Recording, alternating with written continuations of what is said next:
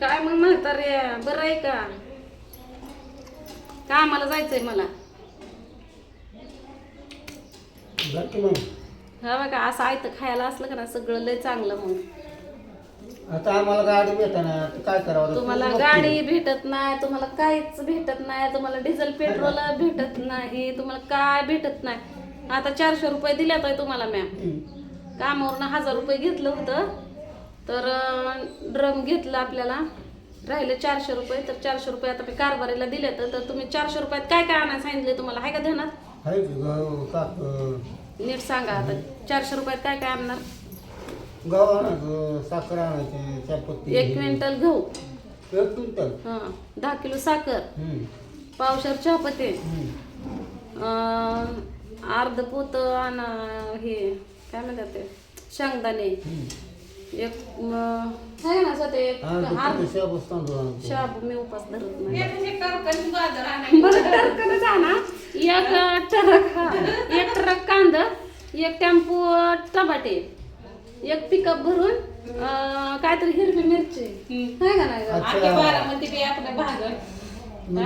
तुझ्या आई बापाने लय मोठा बंगला बांधून ठेवलाय, त्याच्यात ती गाड्या पार्किंगला लावा लागतात ना, कांद्याची वेगळी, बटाट्याची वेगळी. हा मग ते सामान ठेवायचं कुठे एवढं? अहो पण माझ्या बापानं जे दिलं, माझ्या बापाच्या त्या कशामध्ये पार्किंग मध्ये, माझ्या बापाच्या पार्किंग मध्ये ठेवण्यापेक्षा तुमच्या बापानं तर सारं रान त्या कारखान्याचं माळ दाखवलं तर तिथे आज एवढं मोठं माळ पडले त्या कारखान्याचं. मग आता ते तुमची चूक आहे का? लगीन तर लावताना तर तुमच्या बापानं सांगितलं होतं पोरग ड्रायव्हर हाय तर पोरग. आता म्या केलाय ड्रायव्हर, म्या लायसन काढून दिलं या 2 वर्षात. दुसरी गोष्ट यांच्या बापानं काय सांगितलं होतं, पोरग सुपारीचं खांड सुद्धा खात नाही, पोरग रोज झुलत ढुलत येतं या. तुम्हाला सांगते ह्यांच्या बापानं काय सांगितलं होतं अजून, आम्ही ट्रक घेणार आहे, मोठा ट्रक घ्यायचा आहे ह्यांना सायकलीपासून तर हे आपल्या गाडीचं नाव काय का? प्लेटिना. प्लेटिनाच का? कोणची मोठी? पिल्टिना पर्यंत. त्या पिल्टिना पर्यंत मेच घेऊन दिलं, ती पण जाऊ दे सोडा. आणि अजून काय 9 एकर शेती हाय. त्या ह्याला तर तुम्हाला 9.5 का? कुणी ऐकली मी? मग कुठं गेला त्याचा बँक बॅलन्स? 25 साल पहले तेरे से शादी होने के बाद वही काम था मेरे को. माझ्या लग्नाला 20 वर्ष अजून व्हायचं पूर्ण. मग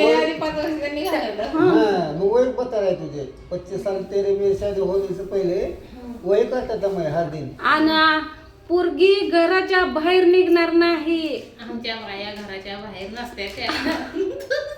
कुठे निघले बाहेर? पोरगी का बाशिंग सुटला का नाही तर त्या चौफुलेच्या इट भटीवर राधा इज ब्रँड. मला पण तसं सांगितलं होतं, मम्मी पण बोलते माझा विषय तेच आहे. काय बोलता? पण आता तर आहे ना सपासपी घरी. आता तुमचा बाप म्हातारा झालाय व म्हणून काय बोल वाटत नाही. ह्यांचा बाप तरुण होता ना त्या टायमाला बोलायला घाबरत होते मी. आता म्हातारा झाल्या तर पण आता वाटतं काय बोलायचं, झालेल्या गोष्टी आता आज उद्या जावं येत्याला. आणि बोलल्यावर पण ह्यांना लय राग येतो. तुम्हाला सांगितलंय काय सुद्धा करायचं नाही, जसंच्या तसं सामान सांगितलं तेवढं घेऊन यायचं. तेवढं सामान बसणार बाबा, एक ट्रक कांदा, एक ट्रक साखर. तुमच्या बापाच्या पार्किंग ला लिहून लावा. माझ्या बापाचं आणि माझ्या आई बापाचं काय सुद्धा नाही ह्याच्यामध्ये, कारण त्यांना तर नव्हतंच. मी माझ्या बापाची जाहीर सांगत नाही, कामाचा टाइम झाला. 4 करोड रुपये. 4 करोड मध्ये किती काय? आणि जेवढं शिल्लक राहील ना तेवढं माझ्या खात्यावर टाका. 4 करोड मधले काय शिल्लक राहते ते माझ्या खात्यावर टाका. मग 1 करोड मध्ये मग कांदा, बटाटे, वांगे, मिरच्या. ब्युटी पार्लरला जावं. आता आपण बारामतीत राहायला आलोय, चांगला हायफाय राहायचं. मग ब्युटी पार्लरला हे आणायचं का? तोंडाचं ते मसाल पिसाल करा, ते दाढी कलर बिलप करा, सुटबुट घालून या. 400 रुपये दिले तर त्याच्यात तू लागले सांगा एवढं आणा तेवढं आणा. बरी म्हणले ना 4 करोड. बॅलन्स टाका 3 महिन्याचा अजून. अरे बाप, मग आता मला बसायला लागेल तिथं बारामध्ये देतात पेन्सिल चौकात एखादं वाटी घेऊन.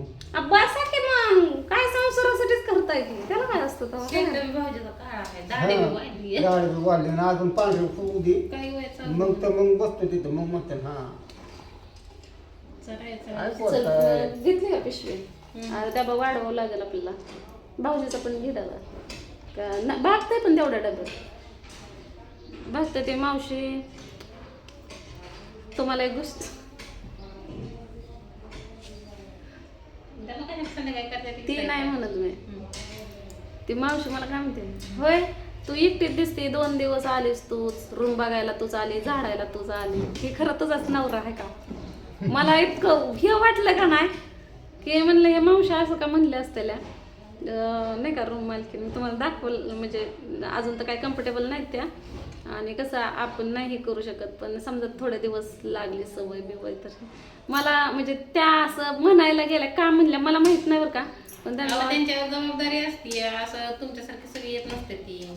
हा, त्या म्हणल्या 2 वेळेस तू एकटीच भाऊजी, त्यांना वाटत असं ही म्हातारा आहे म्हातारा नाही, म्हातारा बघितलंच बघितलंच नव्हतं. नाही. तुम्हाला बघितलंच नव्हतं आणि मी एकटीच 2दा गेले ना रूम बघायला पण मी एकटीच गेली रूम झाडायला पण मी एकटीच गेली मग मी झाडून बिडून निघली का बाहेर म्हणलं जे येणार आहे ते खरं तुझा नवराच आहे का?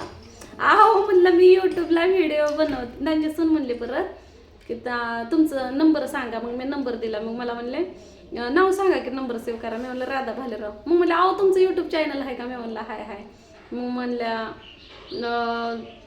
म्हणले आमचे सासूबाई म्हणत होते की ही व्हिडिओमधली ही पोरगी आहे असं तसं मग म्हणलं त्यांना तसं जर अंदाज येत असेल तर हे असं कसं काय म्हणलं म्हणलं मी व्हिडिओ बनवते अहो मावशी म्हणलं माझ्या व्हिडिओमध्ये म्हणलं माझा नवरा माझे लेकरं माझं सगळं दिसलं म्हणलं आणि मी पहिल्यांदाच आलेले म्हणलं आणि दुसरी गोष्ट माझी स्वतःची लेकरं पण आहे ती म्हणलं आणि लेकरं काय मी आणली नाहीत लेकरं गावाकडेच ठेवल्यात म्हणलं एवढं वर्ष आम्हाला इथल्या ओळखी बिळकी शाळा कुठे काय सगळं म्हणजे माहिती पडलं ना मग लेकरं आम्ही घेऊन येणार आहे म्हणलं कारण आमची लेकरं पण राहत नाहीत म्हणलं ना आम्ही पण लेकरं कधी कुणाच्या भरोशावर सोडलेले नाही ते म्हणलं पण आहेत आपल्या जवळच्याच नाता भाऊजी तुम्हाला माहिती आहे नाता भाऊजीमुळं तर माझं किती चांगलं झालं माझं सोन्यासारखं घरदार झालं सगळं झालं पण त्या गावात काम धंदाच नाही हे मला घर बांधायच्या अगोदर जर कळलं असेल घर गावाकडे बांधलंच नसतं कारण त्या स्पीडमध्ये लॉकडाऊन होतं तेव्हा मला अंदाज येतच नव्हता मला वाटायचं लॉकडाऊन आहे म्हणूनच ह्या गावात कामं दिलं आणि आता कळालं की कशामुळं कामं येत नाहीत हे ग बसा बाया आणि मग सकाळी आज मग कारभारीला घेऊन गेली होते मी मग बोललं का नाही ते मग पाणी भरायला 2 हंड दिला आम्हाला मग पाणी प्यायचं कधी सुटतं ते सांगितलं मग म्हणल्या वाट बघत बसलो तर रात्री 12-1 वाजेपर्यंत तुमचे पण तुम्ही काय आलाच नाही मी म्हणलं माझ्याकडे नंबर सेव्ह नाही माझ्याकडे बॅलन्स पण नाही म्हणून म्हणलं मी काय फोन केला नाही म्हणलं तुम्हाला बघू जमलं तर म्हणलं गॅसची जर सोय झाली तर म्हणलं आज पसारा आणल म्हणलं तर कारभारीला सांगितलं आपलं पीठ मीठ सगळं आणून ठेवा म्हणलं 400 रुपयात काय भागल ते भागल आता काय माझ्याकडे ऑनलाईनला बी पैसे नाहीत आणि जवळ पण नाहीत 1000 रुपये घेतलेलं त्यात एक बॅलर आणला 400 रुपये राहिलं त्याच्यातलं मी कारभारीला आता 400 रुपये दिल्या तर त्यांना सांगितलं थोडं सामान आणा 2 किलो गहू जरी आणलं तरी बाद झालं हे 2 किलो कशाला 4 किलो आणा बघा कसं किलो बसतंय 50 रुपये किलो आणा तर चला आम्हाला जायला करा आम्हाला 11:30 वाजले त्या आम्हाला जायला लागतंय आता आम्हाला बसून जमत नाही